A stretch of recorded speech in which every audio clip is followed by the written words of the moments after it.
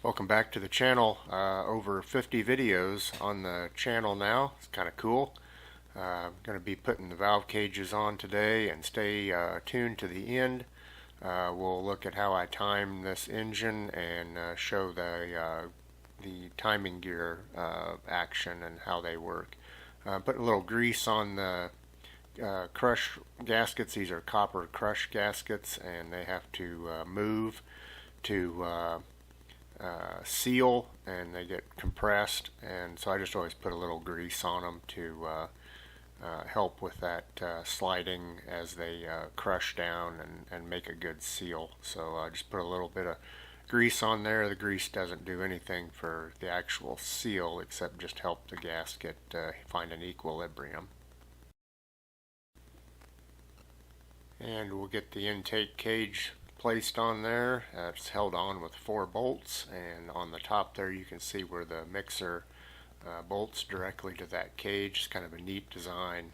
You could pull these cages on these engines and do a rebuild in just a matter of minutes, because you just unbolt them and put new valve cages in, and you'd have a whole new valve in the engine for a rebuild. Always a struggle getting a wrench in on these nuts. It's just tight quarters, can't get a socket in there at all.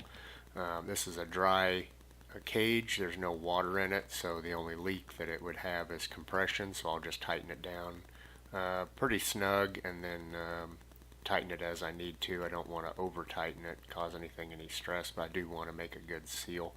So I'll just work my way around here, and then we'll be moving on to the exhaust cage.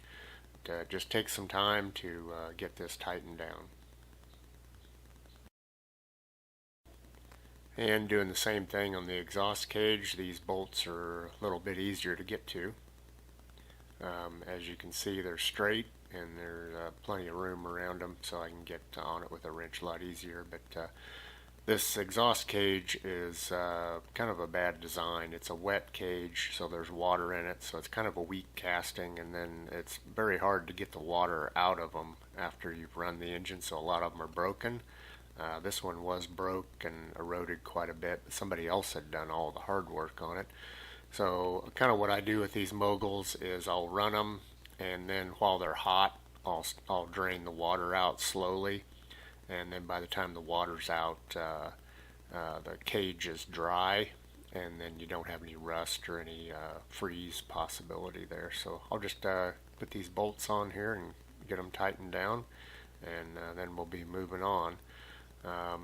This cage had a lot of brazing and work done to it, and had been remachined, so I'd already greased the gasket, so should be an easy deal here. Just going to work my way around now, try to get this snug down. Again, I'm not going for a real tight fit yet. I just want to get it on there and get it reasonably tight, and then I'll go from there. This one I probably will have to take off again and put some sealer on it. Almost every one of these moguls you have to put some sort of sealer on that gasket. You just can't get it tight enough to seal, but hopefully it won't be too big of a deal. Just finishing up here with the wrench, just walking around, just putting a little bit of torque on it, and then we'll be moving on.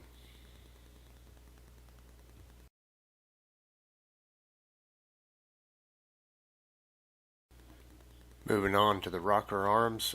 These rocker arms, a lot of them are broke and re-welded, but these are not. They're in good shape, and I went through and made new rollers and pins for them quite a while ago, and made this rocker pin as well.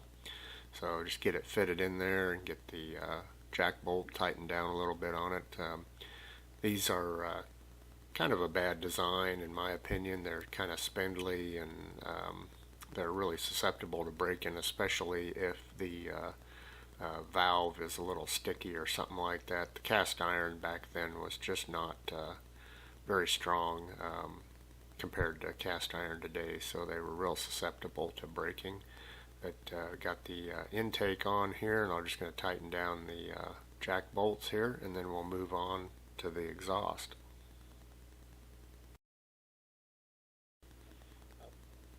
Same sort of deal for the exhaust rocker. Put that one in here, rebuilt that one as well. Same design, so nothing new there.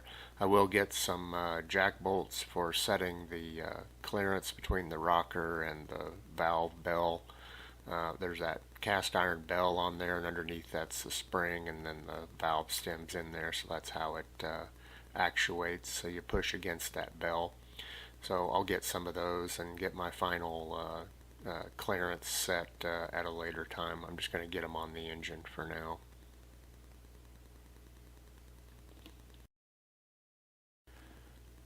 So there are no timing marks that I can find on these side shaft moguls, so this is the way that I time one. I'm going to be referring to time on a clock, 12, 3, 6, and 9 position, to reference where the part is that I'm talking about for how to time it. So I'll just show this clock for reference here, and I'll have it as an overlay on the other video when I'm walking around the engine talking about how I time it.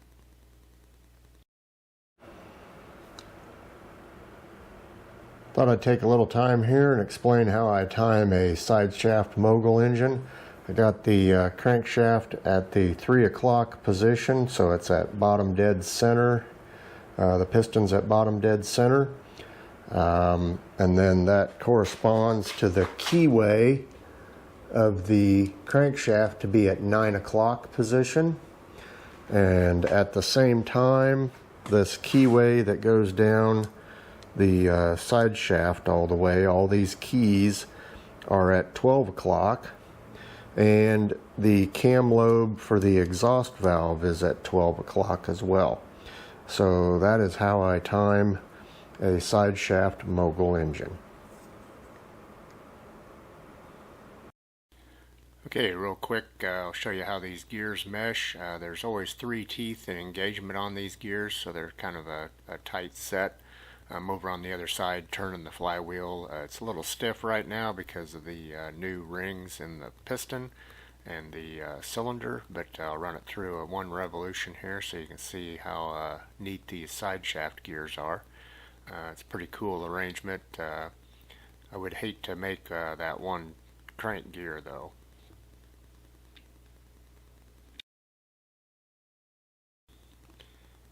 Hey, thanks for watching the video. Like and subscribe if you like the channel. I'm going to keep assembling on the mogul, and we're starting to make some real progress now. All that hard work earlier and prep work and boring stuff starting to pay off now. So I think next video we'll get the mixer on the engine and maybe even make some high crown bolts.